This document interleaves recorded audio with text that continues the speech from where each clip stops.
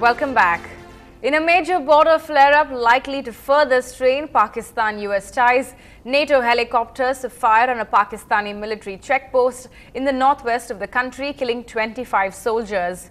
2 officers, a major and a captain, were among those killed in the attack last night. Pakistan has described it as unprovoked and indiscriminate and cut off all supplies for US and allied forces in Afghanistan, according to media reports. NATO has said it is aware of the incident that occurred near its border and is investigating it. In retaliation, Pakistani authorities blocked all entry and stopped container trucks carrying supplies for US and NATO forces in Afghanistan.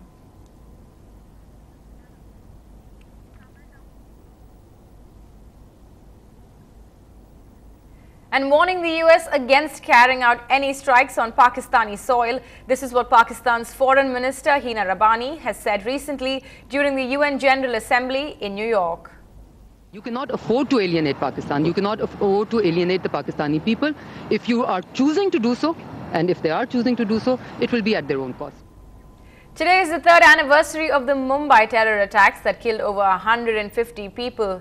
On the occasion, External Affairs Minister S.M. Krishna has sent out a stern message to Pakistan, asking it to take strong action against the perpetrators of 26/11 and bring them to book. Krishna said India has given all the necessary evidence to Pakistan, but 3 years on is still waiting for justice.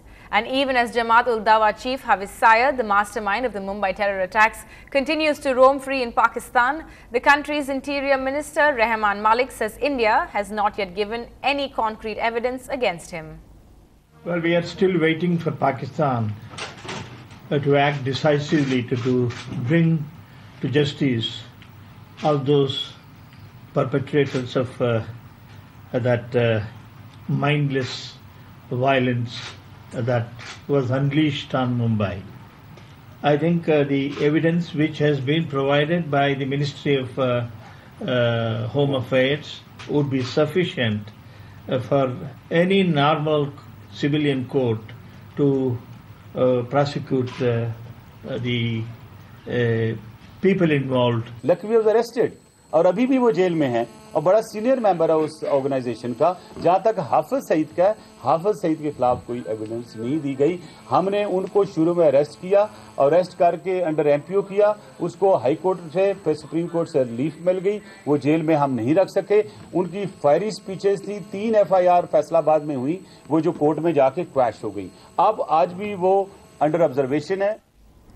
India fought back in dramatic style on day 5 of the Mumbai test, but the match has ended in a dramatic draw. After R. Ashwin and Pragyan Ojha took 8 wickets between them early on day 5 to skittle out the tourists for a mere 134, India's target was 243. But despite 50s from Sehwag and Kohli, India found themselves in a tight spot with 2 runs needed off of the last ball. R. Ashwin managed to put bat to ball, but Ashwin and Aaron couldn't compete 2 runs. And since India was not bowled out, the match ended in a draw. Donut House in Egmore held Chennai's first ever donut eating competition as hungry Chennaiites fought to set a world record for the most number of donuts eaten in the least amount of time. Our reporter Nirupama is ringside at the event. That's not for the faint of heart. Gathered around on this rainy Saturday afternoon at the quaint little donut house in Egmore were a bunch of men, women, and children who truly put the nut in donut. Donut fanatics from across the city were gathered today for Chennai's first ever donut eating competition. The aim of the day, to try to set a new world record for the most number of donuts eaten in 15 minutes.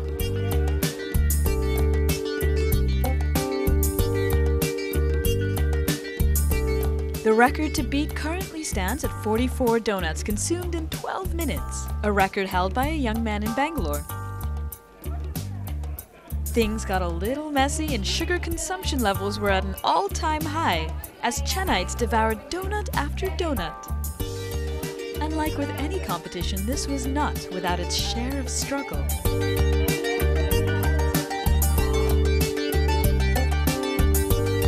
Well, I'm with the other leader of the competition, Prem. 14 donuts. At one point, I was very worried for your life. You looked like you were about to pass out. What was going on then? It was just like vomiting. Okay. but now I'm good. Now you're good? Yeah. Okay, good, good. Are you ready to eat more donuts? No? No. How did you eat? Me? 17.